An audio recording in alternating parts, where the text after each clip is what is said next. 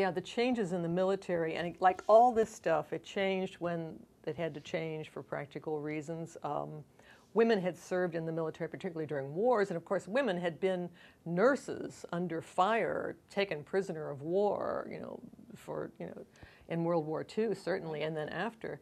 And people, for some reason, people were comfortable with the idea of nurses, but they were very uncomfortable with the idea of women being in combat in some way. And there were lots of fights about what women's role would be. Women were really discriminated against as to what they could do within the military.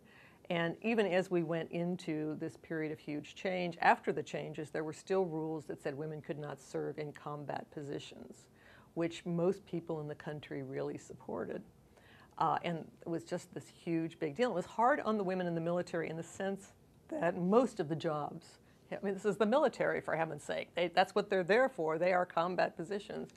And a lot of stuff you wouldn't think of counted as a combat position. So they were really, their upward mobility was really reduced. The big, huge change happened with the Gulf War because suddenly the country was involved in a series of conflicts in which you couldn't really say what the combat position was. Women often drove trucks. That was one of the things they could do.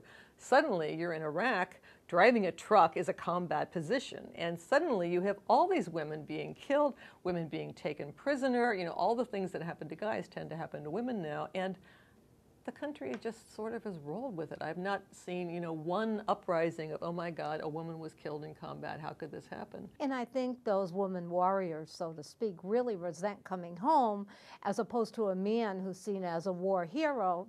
Most people don't even realize what it is they did, where they were, and so forth. And that's particularly painful to the women.